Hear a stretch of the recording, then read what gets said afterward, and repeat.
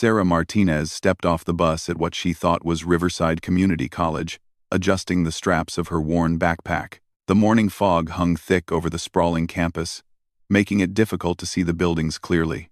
She pulled out a crumpled piece of paper with her class schedule, squinting at the faded print. Criminal Justice, 101, Building C. Room 205. Her first day back in school after years of military service. The campus looked different than she remembered from the website photos. More structured. More disciplined. Students walked in neat formations, their posture rigid and eyes forward. Everyone seemed to be wearing similar clothing, dark blues and grays. Sarah looked down at her casual jeans and hoodie, feeling slightly underdressed but not overly concerned. College students dressed however they wanted these days, right? She approached a group of young people who appeared to be around her age, though something about their demeanor struck her as unusually formal. They stood in a perfect line, shoulders back, chins up, speaking in hushed, respectful tones. One of them, a tall blonde girl with piercing blue eyes, noticed Sarah approaching. "Excuse me," Sarah said with a friendly smile. "I'm looking for Building C. Could you point me in the right direction?" The blonde girl's eyes widened slightly, scanning Sarah from head to toe. She asked, her voice carrying an edge of authority that seemed strange for a college student. Sarah laughed softly. "New student, yeah. First day back in school. I'm Sarah. I'm Jessica," the blonde replied, her expression growing more serious. "And you're late." Formation was at 06:00 hours sharp. Formation? Sarah tilted her head, confused. "I think there might be some misunderstanding. I'm just looking for my criminal justice class." The other students in the group exchanged glances, their faces a mixture of amusement and concern. A stocky young man with close-cropped hair stepped forward. "Listen, newbie," he said with a smirk. "I don't know what kind of slack operation you came from, but here at the academy, we follow protocol. You can't just show up whenever you feel like it wearing civilian clothes." "Academy?" Sarah's confusion deepened, but she maintained her calm demeanor. Years of actual military training had taught her to assess situations before reacting. "I think there's been a mistake," she said evenly. "I'm not enrolled in any academy. I'm here for college classes." Jessica's expression hardened. "Drop the act, rookie. We know exactly who you are. Sarah Martinez, new cadet. Transferred from some podunk training facility. Your reputation precedes you. Apparently, you think you're tough stuff." A cold realization began to wash over Sarah as she looked around more carefully. The students weren't students at all. They were cadets in training. The buildings she could now see more clearly through the lifting fog bore the unmistakable architecture of a law enforcement academy. The American flag flying prominently at the center of the courtyard, the obstacle course visible in the distance, the shooting range she could hear in the background. She had gotten off at the wrong stop. The bus driver had announced Riverside Academy and Riverside Community College within minutes of each other. And in her nervousness about returning to school, she had exited at the first one. This was the Riverside Police Academy, not the college. But as she opened her mouth to correct the misunderstanding, something in Jessica's tone stopped her. The condescending way the blonde was looking at her, the smug expressions on the faces of the other cadets, the assumption that she was some inexperienced rookie who needed to be put in her place. Sarah's military instincts kicked in. During her 8 years as a Navy SEAL, she had encountered plenty of people who underestimated her based on her appearance. She was petite, standing only 5 feet 4 inches tall, with long, dark hair and features that people often described as pretty or delicate. What they couldn't see was the steel beneath the surface. The countless hours of training, the missions in hostile territory, the combat experience that had earned her commendations and the respect of her male counterparts. "You know what?" Sarah said, her voice remaining calm but taking on a subtle edge. "Maybe I should stick around and see what this academy is all about." The stocky cadet, who had introduced himself as Mike, laughed harshly. "Oh, this should be good. Another pretty girl who thinks she can hang with the big boys. How long do you think she'll last, Jess?" I give her until lunch. That's generous, Jessica replied, her smile cold. I'm thinking first PT session. Look at her. She probably can't even do a proper push-up. Sarah felt a familiar fire igniting in her chest. The same fire that had driven her to complete SEAL training when 90% of candidates failed. The fire that had kept her going through underwater demolitions training, survival exercises, and combat missions that would have broken most people, regardless of gender. I'd be happy to show you what I can do, Sarah said quietly, her tone carrying the kind of confidence that came from genuine capability rather than bravado. Mike's grin widened.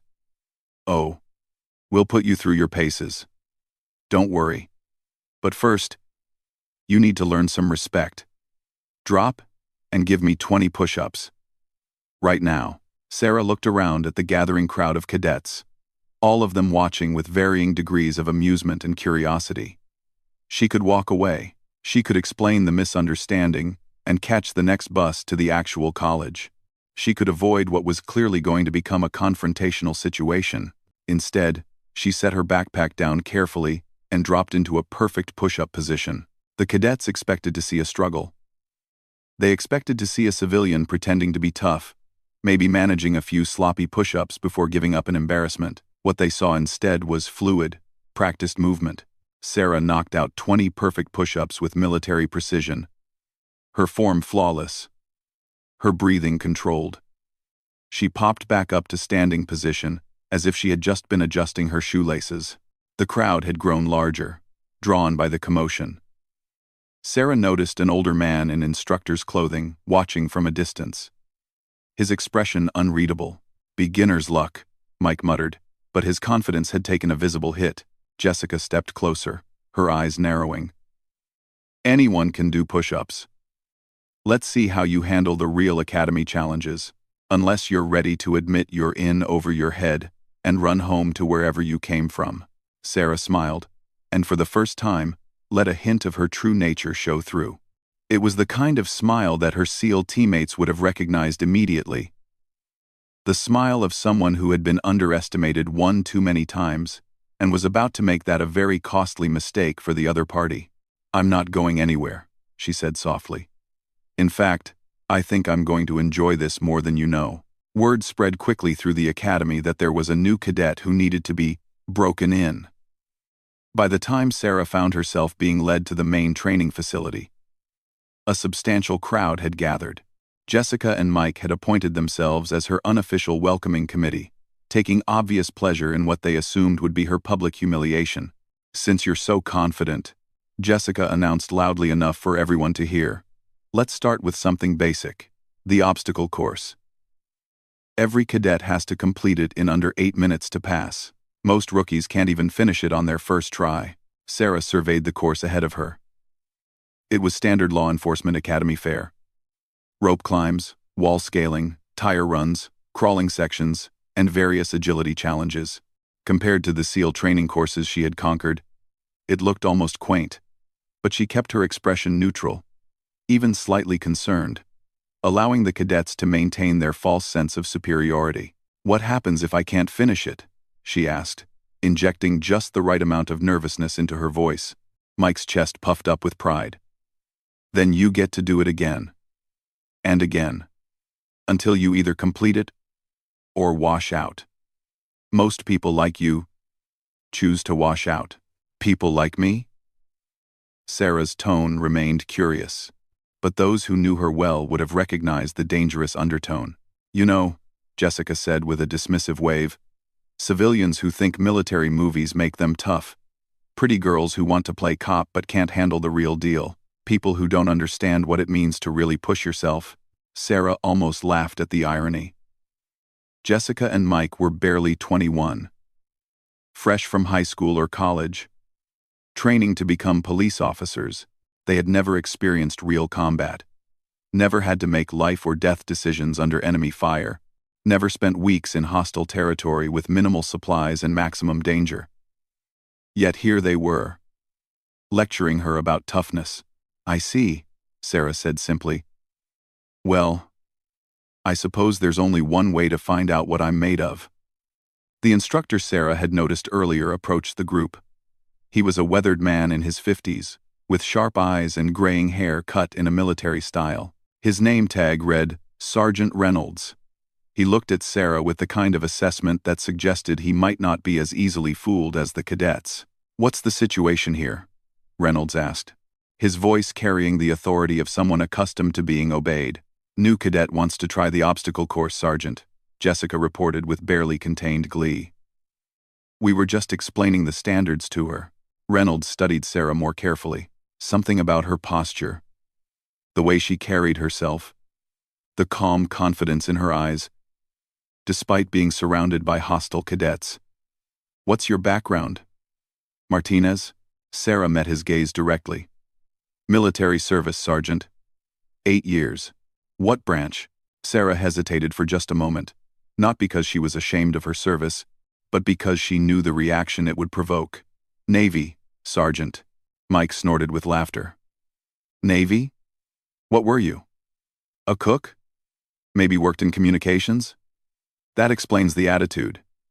You think swabbing decks makes you tough." Reynolds held up a hand for silence, his eyes never leaving Sarah's face. "What was your rating, Martinez?" This was the moment of truth. Sarah could deflect, could give a vague answer, could continue to let them underestimate her. Instead, she decided it was time to drop the first hint of who she really was. "Special Operations, Sergeant. I'd prefer to let my performance speak for itself, rather than discuss specifics." The instructor's eyebrows rose slightly. He had been in the military himself, and he recognized the careful way Sarah had phrased her answer. Special operations in the Navy could mean several things, but combined with her demeanor and the way she carried herself, it painted a very different picture than what the cadets were assuming. "Very well," Reynolds said slowly. "Martinez, you'll run the course. Standard rules apply. Clock starts when you cross the starting line. Stops when you ring the bell at the end. Any questions?" Sarah shook her head, already mentally mapping the most efficient route through the obstacles. "No questions, Sergeant." As she walked to the starting line, the crowd of cadets grew larger. Word had spread that the new girl was about to attempt the obstacle course, and everyone wanted to see the show. Sarah could hear whispered comments and barely suppressed laughter. The general consensus seemed to be that she would struggle with the rope climb and fail completely at the wall scaling section. "Time!" Reynolds called out, clicking his stopwatch. Sarah exploded into motion with a speed and fluidity that immediately silenced the crowd. She hit the tire run at a pace that would have been impressive for a seasoned cadet, her feet finding the perfect rhythm as she danced through the tires without touching a single one. The technique was flawless, the result of thousands of hours of training that had demanded perfection under pressure. The low crawl section came next. 50 yards under barbed wire, with sand and mud beneath. Most cadets struggled through this part, crawling painfully on their elbows and knees. Sarah dropped and moved through like a shadow, her body positioning perfect, her movement efficient and fast. She emerged from the far end, without a speck of dirt on her face. Her breathing still controlled. The rope climb was where Jessica had predicted Sarah would fail. It was 30 feet of thick rope, requiring significant upper body strength and technique. Sarah approached it without hesitation, wrapped her legs around the rope in a technique the cadets had never seen before, and ascended like she was riding an elevator. At the top, she rang the bell with authority before descending in controlled slides, her hands managing the rope with expert precision. The wall section consisted of 3 increasingly high barriers, 6 feet, 8 feet, and 10 feet. Most cadets needed a running start and multiple attempts to clear the higher walls. Sarah cleared the 6-footer in stride, barely breaking her momentum. The 8-footer required a single step against the wall and a smooth pull-up that made it look effortless. The 10-footer should have been the real challenge, but Sarah approached it with the same confident stride, planted 1 foot against the wall, grabbed the top edge, and pulled herself over with a fluid motion that spoke of countless similar climbs in far more dangerous circumstances. The final section was an agility run through a series of cones, followed by a sprint to the finish line. Sarah moved through the cones like water flowing around stones, her direction changes sharp and controlled. The final sprint revealed just how much she had been holding back during the rest of the course. She covered the last 100 yards at a pace that would have been competitive in a college track meet. When she crossed the finish line and rang the final bell, Sergeant Reynolds looked at his stopwatch and blinked. He looked at it again, certain he had misread the time. "What's the time, Sarge?" Mike called out, his earlier confidence notably absent from his voice. Reynolds looked up at the crowd of silent cadets, then at Sarah, who was standing calmly at the finish line, barely breathing hard despite having just completed a course that left most people gasping for air. 4 minutes, 37 seconds, Reynolds announced. The silence that followed was deafening. The Academy record, held by a former Marine Corps veteran, was 5 minutes and 12 seconds. Sarah had just shattered it by more than 30 seconds. And she looked like she could run the course again immediately if asked. Jessica's face had gone pale. Mike was staring at Sarah as if seeing her for the first time. The entire crowd of cadets was trying to process what they had just witnessed. Sarah walked over to where she had left her backpack, picked it up, and slung it over her shoulder. She looked around at the stunned faces surrounding her, her expression pleasantly neutral. "That was fun," she said conversationally. "What's next?" The mood at the academy shifted dramatically after Sarah's obstacle course performance. Where there had been condescending smirks and dismissive comments, there was now wary respect, and not a small amount of concern. The cadets who had been so eager to put the rookie in her place were beginning to realize they might have bitten off more than they could chew. Sergeant Reynolds approached Sarah as the crowd began to disperse. His expression was thoughtful, the look of someone reassessing a situation that had turned out very differently than expected. "Martinez," he said quietly, "I think we need to have a conversation." "My office." 15 minutes. Sarah nodded respectfully. "Yes, Sergeant." As Reynolds walked away, Jessica and Mike lingered nearby, clearly wanting to say something but uncertain how to proceed. Finally, Jessica gathered her courage. "Look," she said, her earlier arrogance replaced by grudging acknowledgement. "That was impressive. Maybe we got off on the wrong foot." Sarah studied the blonde cadet's face, looking for sincerity. She found it, mixed with a healthy dose of newfound respect, and perhaps a little fear. "Maybe we did," Sarah agreed neutrally. Mike stepped forward, his posture less aggressive than before. "Where exactly did you serve?" "That wasn't normal military training. That was something else entirely." "Here and there," Sarah replied vaguely. She wasn't ready to reveal the full extent of her background. Not yet. These cadets had shown their true colors when they thought they were dealing with someone they could intimidate and humiliate. The fact that they were backtracking now that they realized she wasn't an easy target said a lot about their character. "Come on," Mike pressed. "You can't just destroy the academy record and act like it's no big deal. What unit were you in? Rangers? Marines? Special Forces?" Sarah shouldered her backpack and started walking toward the main building. "I need to go see Sergeant Reynolds. Maybe we can continue this conversation later." She left them standing there, frustrated by her evasiveness but no longer quite brave enough to push the issue aggressively. The walk to Reynolds' office gave Sarah time to think. She was in an interesting position. She had never intended to find herself at a police academy. But now that she was here, she found the situation intriguing. These cadets had revealed something about themselves in the way they had treated her.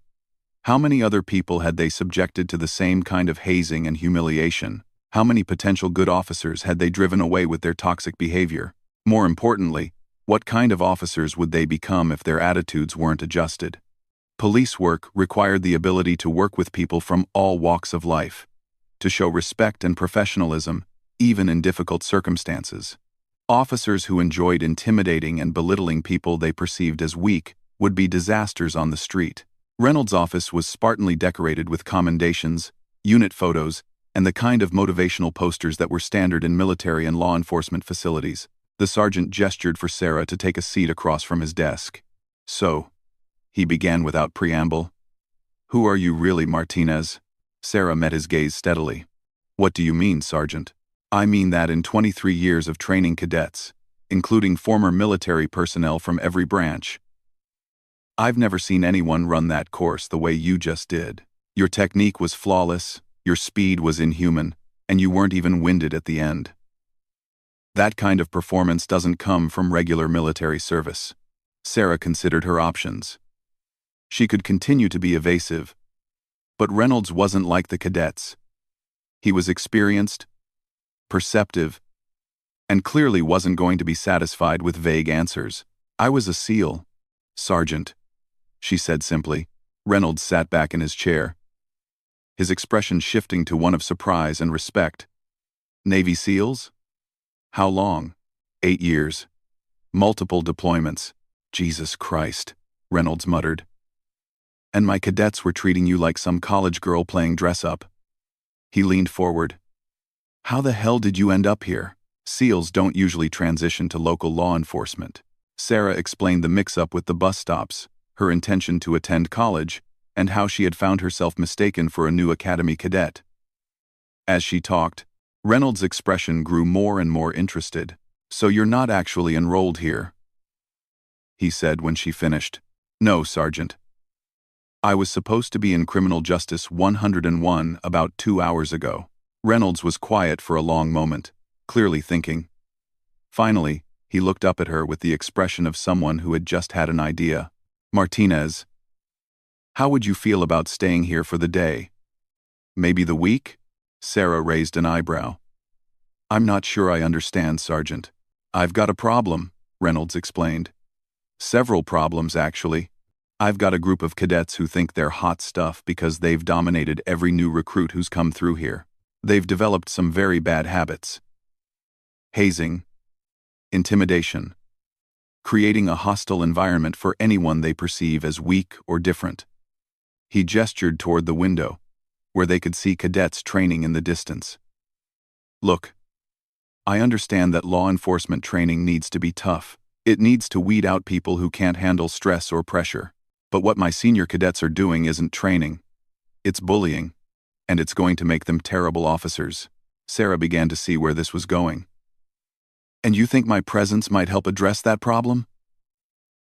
"I think," Reynolds said carefully, "that you might be exactly what they need to adjust their attitudes. They've been the big fish in a small pond for too long. They need to learn that there are always people who are tougher, smarter, and more capable than they are. They need to learn humility." "You want me to, what, exactly? Pretend to be a cadet and teach them lessons?" Reynolds held up a hand. "I'm not asking you to be dishonest or to harm anyone. But I am asking you to consider spending some time here, participating in training exercises, showing them what real excellence looks like. Think of it as education." Sarah was intrigued despite herself. The idea of taking these arrogant cadets down a few pegs was appealing, especially after the way they had treated her. But more than that, if Reynolds was right about their behavior patterns, she might actually be doing a service to the community by helping to shape better future officers. "What exactly would this involve?" she asked. "You'd participate in training exercises, physical training, defensive tactics, firearms qualifications, scenario-based training. Nothing you haven't done before, obviously. But you'd be doing it alongside cadets who think they're the best thing since sliced bread." And the goal? "The goal is to humble them, to show them that real strength comes with humility and respect for others, to help them understand that being a police officer isn't about dominating people. It's about protecting and serving." Sarah thought about Jessica's condescending attitude, Mike's sneering dismissal, the way the entire group had been so eager to watch her fail and be humiliated. She thought about how many other people might have been subjected to the same treatment, and how many potential good officers might have been driven away by the toxic environment these cadets were creating. "How long are we talking about?" "The current training cycle runs for another 2 weeks. After that, they'll graduate and become probationary officers, if their attitudes aren't adjusted by then." Reynolds didn't need to finish. They both knew what kind of officers the current crop of cadets would become if their behavior patterns weren't changed. Sarah made her decision. "All right, Sergeant, I'm in. But I have some conditions." "Name them." "First, I want to know everything about the training schedule and requirements. If I'm going to do this, I'm going to do it right. Second, I don't want special treatment. If the cadets are going to learn anything, they need to see that excellence comes from preparation and effort, not from favoritism. Agreed. Anything else? Sarah smiled, and Reynolds caught a glimpse of the steel that had carried her through SEAL training and multiple combat deployments. Yes. When this is over, those cadets are going to be better officers, but they're also going to remember what it feels like to be on the receiving end of the kind of treatment they've been dishing out. Reynolds nodded grimly. I was hoping you'd say that. The next morning, Sarah arrived at the academy before dawn, dressed in the standard physical training uniform Reynolds had provided. She had spent the previous evening studying the academy manual and familiarizing herself with the training protocols. If she was going to do this, she was going to do it properly. The cadets were already gathered in formation when she arrived, their faces showing various degrees of curiosity, wariness, and in Jessica and Mike's case, barely concealed hostility. Word of her obstacle course performance had spread throughout the academy, but rather than humbling the senior cadets, it seemed to have made them more determined to prove themselves. Attention, Sergeant Reynolds called out as he approached the formation. Today we begin advanced defensive tactics training. You'll be working in pairs, practicing arrest and control techniques. Martinez, you'll be participating as a full member of the class. Several cadets exchanged glances. Jessica raised her hand. Sergeant, shouldn't the new cadets start with basic techniques before jumping into advanced training? Reynolds fixed her with a steady stare. Are you questioning my judgment, Cadet Wilson? No, Sergeant. I just want to make sure everyone stays safe during training. Sarah almost smiled at the transparent concern trolling. Jessica wasn't worried about safety. She was looking for an opportunity to demonstrate her superiority over the rookie in a controlled environment. Your concern is noted, Reynolds replied dryly. However, I believe Martinez can handle the training. In fact, Wilson, why don't you partner with her for the first exercise? Jessica's eyes lit up with anticipation. This was exactly what she had been hoping for. Yes, Sergeant.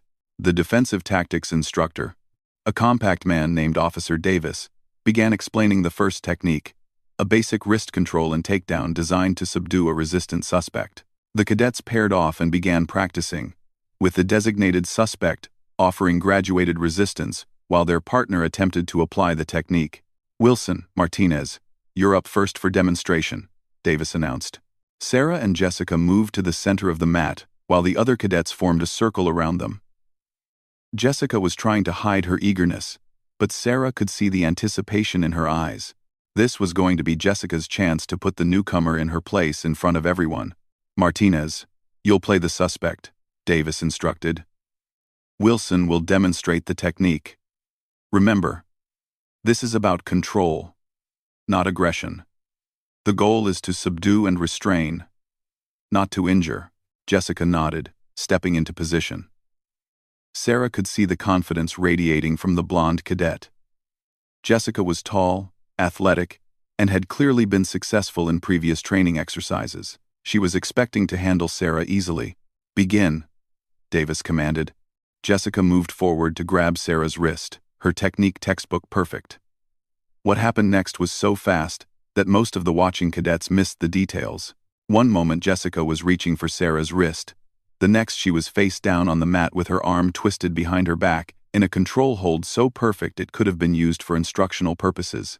Sarah had not only countered Jessica's attempt, but had reversed the entire situation with a fluidity and speed that spoke of countless hours of training in far more dangerous circumstances. Jessica found herself completely immobilized, unable to move without causing herself significant pain. Excellent counter technique, Martinez, Davis said, clearly impressed.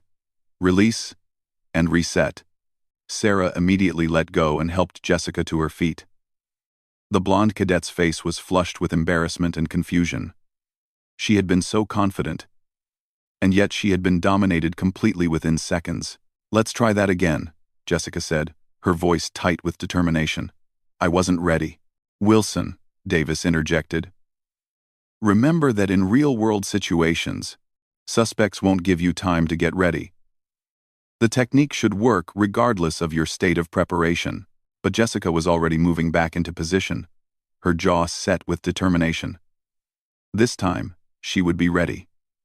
This time, she would show everyone that her earlier failure had been a fluke. "Begin," Davis called again. This time Jessica approached more carefully, trying to mask her intentions. But Sarah read her movements like an open book. Every shift of weight, every slight change in posture, every telegraph of intention was as clear to Sarah as if Jessica had announced her plans out loud. Jessica attempted a different approach, trying to use her height advantage to control Sarah's movement. For a moment, it looked like she might succeed. Then Sarah moved, and suddenly Jessica found herself airborne, executing an involuntary somersault that ended with her flat on her back, staring up at the ceiling, while Sarah stood calmly beside her, having barely seemed to exert any effort. The watching cadets were dead silent. Mike's mouth was hanging open. Even Davis looked surprised by the casual ease with which Sarah had dismantled Jessica's attack. "Outstanding technique," Davis said, breaking the silence. "Martinez, where did you learn that particular counter?" "Military training, sir," Sarah replied simply, helping Jessica up once again. This time Jessica didn't ask for another try. Her confidence had been shaken to its core. She moved to the side of the mat, her face a mixture of embarrassment and growing respect. "Johnson, Miller, you're next," Davis called. But it was clear that everyone's attention was still focused on Sarah. As the training session continued, each pair of cadets took their turn demonstrating techniques. Sarah participated when called upon, but mostly observed, letting the cadets work through their exercises. However, her mere presence changed the dynamic of the entire class. Suddenly, the cocky attitudes and casual dismissal of proper technique disappeared. Everyone was trying harder, focusing more intently, clearly aware that there was someone in their midst who operated on a completely different level. When it came time for Sarah to demonstrate techniques with other partners, the results were consistently the same. She moved with a precision and control that made even the most complex defensive maneuvers look effortless. More importantly, she did it without showing off or humiliating her partners. She simply performed at her natural level, which happened to be far beyond anything the cadets had ever encountered. During a break in training, Mike approached Sarah cautiously. His earlier arrogance was nowhere to be seen, replaced by genuine curiosity. "Martinez," he said, his tone respectful for the first time since they had met, "I need to ask you something." Sarah looked up from where she was adjusting her equipment. "What's that, Mike?" "Yesterday, when we first met, you could have told us who you were. You could have shut us down immediately. Instead, you let us make fools of ourselves. Why?" Sarah considered the question carefully. "Would you have believed me if I had told you I was a Navy SEAL?" Mike thought about it honestly. "Probably not. I would have thought you were making it up to impress us. And even if you had believed me, would it have changed how you treat the next person who shows up here looking nervous and out of place?" The question hit home. Mike's face showed that he was beginning to understand the real lesson being taught here. "You wanted us to see ourselves," he said slowly. "To understand what we were really doing, I wanted you to think about the kind of officers you're going to be," Sarah replied. "Are you going to be the kind who uses your authority to intimidate and humiliate people who seem vulnerable? Or are you going to be the kind who protects and serves everyone, regardless of whether they seem strong enough to fight back?" Mike was quiet for a moment, processing the implications of her words. "We were being bullies." "Yes," Sarah said simply. "You were. And bullies make terrible police officers." The conversation was overheard by several other cadets, and word spread quickly. By the end of the training session, the entire atmosphere at the academy had changed. The aggressive posturing and casual cruelty that had characterized the senior cadets' behavior was replaced by a more thoughtful, professional approach. Jessica approached Sarah as they were leaving the training facility. "I owe you an apology," she said quietly. "Not just for how I treated you, but for how I've been treating other people. I didn't realize how it felt to be on the receiving end until today." Sarah nodded acknowledgement. "The question is, what are you going to do with that realization?" Jessica's response would determine whether the lesson had truly been learned, or whether this was just temporary humility that would fade as soon as Sarah was gone. The firearms training facility was where Sarah expected the real test to come. Physical training and defensive tactics were one thing, but marksmanship was where many cadets found their confidence, and where the Academy's alpha personalities typically shined brightest. Mike, in particular, was known as the best shot in his class, and took considerable pride in his abilities. As the cadets filed into the range, Sarah noticed the subtle shift in body language. The newfound humility from the defensive tactics session was still present, but there was also an undercurrent of anticipation. Several cadets were clearly hoping that this would be where the mysterious Sarah Martinez finally showed some weakness, where she would prove to be human after all. Rangemaster Thompson, a grizzled veteran with 30 years of law enforcement experience, briefed the class on the day's qualification course. Standard police qualification: 7 yards, 15 yards, and 25 yards. 50 rounds total. Passing score is 80%. You know the drill. Sarah collected her weapon and ammunition from the equipment desk, noting the surprised glances from cadets who saw her handling the pistol with casual familiarity. Her movements were economical, practiced, showing none of the slight uncertainty that even experienced cadets displayed when handling weapons they didn't personally own. The qualification course began at 7 yards. Most cadets did well at this distance. It was hard to miss a man-sized target from 21 feet. Sarah fired her 10 rounds with steady, controlled precision, but nothing that seemed extraordinary to the watching cadets. At 15 yards, the difficulty increased. The target seemed smaller, and the margin for error decreased significantly. This was where some cadets began to struggle, where nerves and imperfect technique started to show. Sarah continued firing with the same mechanical precision, her stance perfect, her breathing controlled. Mike was shooting 2 lanes over, and Sarah could see him glancing in her direction between strings of fire. He was shooting well. Very well. In fact, his groupings were tight and well-centered. When the targets were retrieved for scoring, his performance drew appreciative nods from Thompson and envious glances from other cadets. "Excellent shooting, Johnson," Thompson announced. 47 out of 50. That's a new class record. Mike's chest swelled with pride. Finally, here was something where he could demonstrate his superiority over the newcomer. He looked over at Sarah expectantly, waiting to see how she had performed. Thompson moved to Sarah's target, examined it carefully, then looked at it again with a puzzled expression. He walked back to the firing line and checked the number on Sarah's lane, then returned to the target. "Martinez," he called out, his voice carrying a note of confusion. "Can you come look at this target?" Sarah walked over to where Thompson was standing, aware that every cadet in the class was watching intently. Mike followed, confident that he was about to witness Sarah's first visible failure. "Is there a problem with my target?" Sarah asked. Thompson held up the target, shaking his head slowly. "The problem is that I'm not sure how to score this." The target showed 10 bullet holes at the 7-yard line, 10 at the 15-yard line, and 10 at the 25-yard line. But they weren't scattered across the target in the typical pattern of even an excellent shooter. Instead, every single hole was clustered within the innermost ring of the bullseye. Moreover, several of the holes appeared to be overlapping, as if multiple bullets had passed through nearly identical points. "I think," Thompson said slowly, "that you may have put multiple bullets through the same holes. At 25 yards, that's..." He paused, calculating. "That's competition-level precision shooting." Mike's confidence evaporated as he stared at the target. His own excellent performance suddenly seemed mediocre by comparison. "That's impossible," he muttered. "Nobody shoots that well with an unfamiliar weapon." Thompson overheard him. "Johnson, in 30 years of training officers, I've seen maybe 3 people who could shoot like this. All of them were either competitive shooters or military snipers."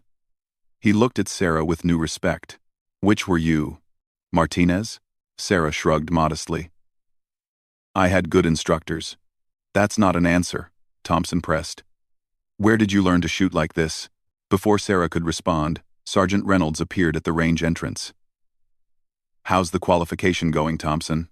"See for yourself," Thompson said, handing him Sarah's target. Reynolds examined the target, his eyebrows rising. Jesus, Martinez. You didn't mention you were a competitive shooter.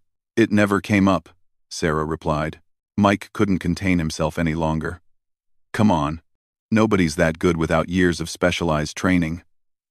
What's your background? Are you some kind of professional shooter? Sarah looked around at the circle of curious faces surrounding her.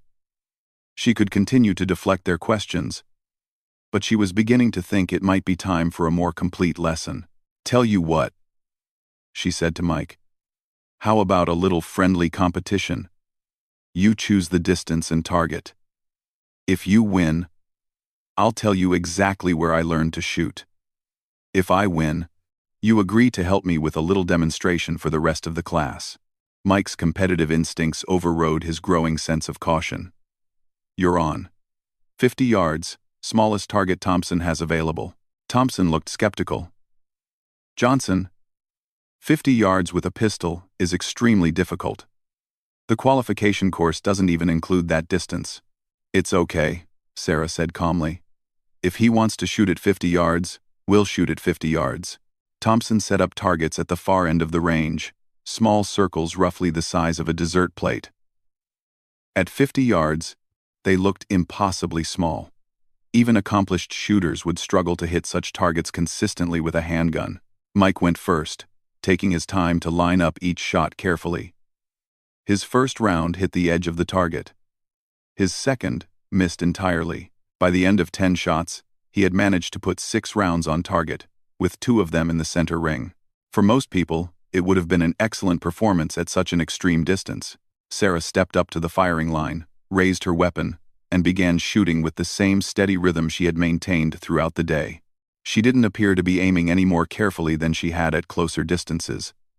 She simply pointed and fired 10 rounds in quick succession. When they retrieved the targets, Mike's face went pale. Sarah's target showed 10 holes clustered within a space no larger than a silver dollar, all within the center ring.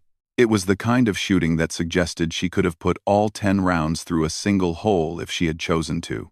All right, Mike said quietly, his voice subdued. You win.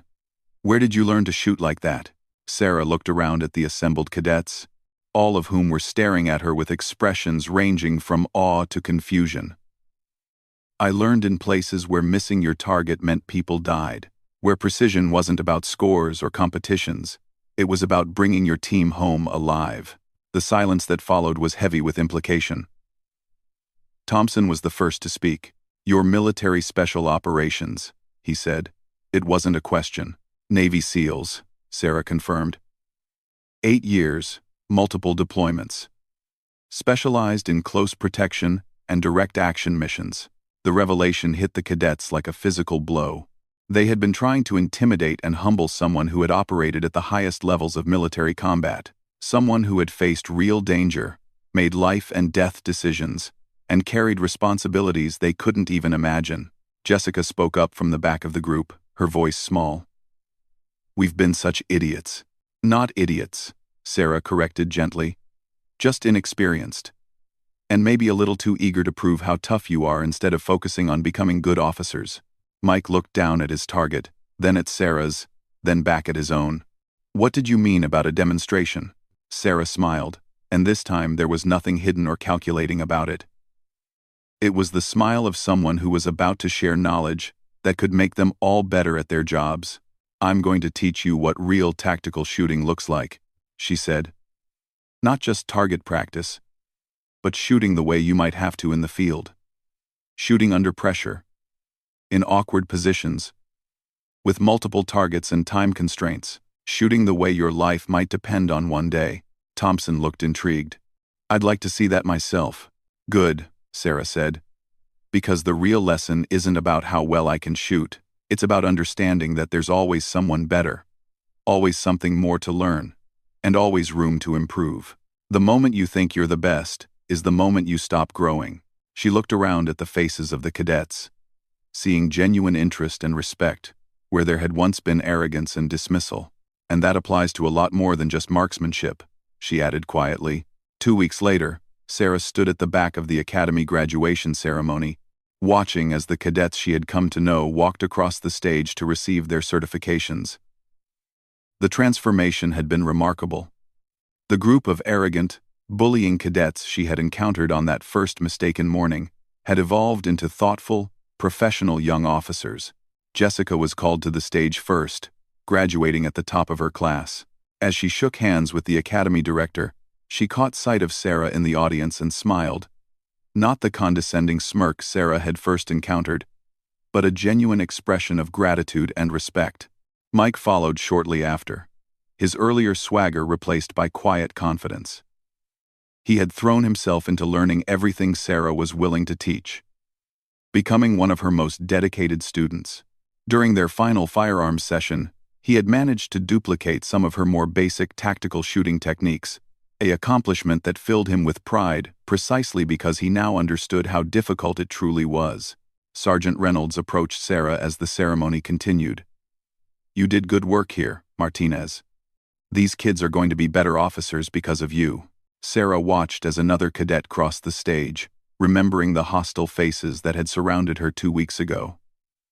"They were never bad people, Sergeant. They just needed to understand what it really means to serve others." "Any regrets about missing your college classes?" Reynolds asked with a slight smile. Sarah laughed softly. "Actually, I talked to my advisor. Turns out this whole experience counts as credit toward my criminal justice degree. Practical field experience, she called it. So what's next for you? The academy would be happy to offer you an instructor position. These cadets aren't the only ones who could benefit from your experience." Sarah considered the offer. It was tempting. She had discovered that she enjoyed teaching, enjoyed watching people grow and develop into better versions of themselves. But she also knew that her path lay elsewhere. "Thank you. But I think I'm going to stick with the original plan. College, degree, maybe law school eventually. There are different ways to serve, and I think it's time for me to explore some of them." The ceremony concluded with the traditional oath-taking, where the new officers pledged to protect and serve their communities with integrity and honor. Sarah found herself moved by the solemnity of the moment, by the genuine commitment she could see in the faces of the graduating cadets. As the crowd began to disperse, Jessica and Mike approached her, both looking slightly emotional. "I wanted to thank you," Jessica said, her voice sincere. "Not just for the training, but for showing me what kind of officer I want to be, what kind of person I want to be." Mike nodded in agreement. "You could have destroyed us that first day. Instead, you taught us. I'll never forget that." "Just remember the lessons when you're out there," Sarah replied. "Remember what it feels like to be underestimated and dismissed. Remember what it feels like to be vulnerable and afraid. And use those memories to be better officers." As the new officers began to leave with their families and friends, Sarah made her own way toward the academy exit. She had learned as much as she had taught during these 2 weeks. The experience had shown her that her military skills could be valuable in civilian contexts, that leadership and service could take many different forms.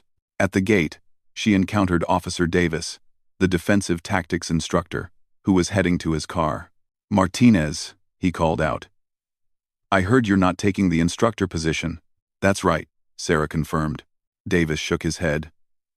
"Shame. You've got a gift for teaching. These cadets learned more in 2 weeks with you than they had in the previous 6 months. They were ready to learn," Sarah replied. "Sometimes people just need the right motivation to grow." As she walked toward the bus stop where her journey had begun 2 weeks earlier, Sarah reflected on the unexpected turn her life had taken. She had set out to attend her first college class and instead had found herself playing drill instructor to a group of overconfident cadets. It hadn't been what she planned, but it had been exactly what she needed. Her phone buzzed with a text message. It was from Jessica. "First day on patrol tomorrow. Wish me luck." Sarah smiled and typed back, "You don't need luck. You need to remember your training and trust your instincts. You're going to be a great officer." The bus arrived. The same route she had taken 2 weeks ago. But this time she was careful to listen for the correct stop.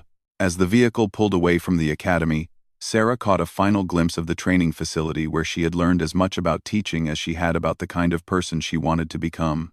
Her phone buzzed again. This time with a message from Mike. Starting patrol next week. Thanks for everything. Still can't shoot like you. Sincerely. Scene describe. He phond. 75H. He phond. He phond. But I'm working on it. Then another from Thompson. Marksmanship scores are up 30% since your visit. The cadets won't stop talking about tactical shooting techniques. Any chance you'd consider guest instructor sessions?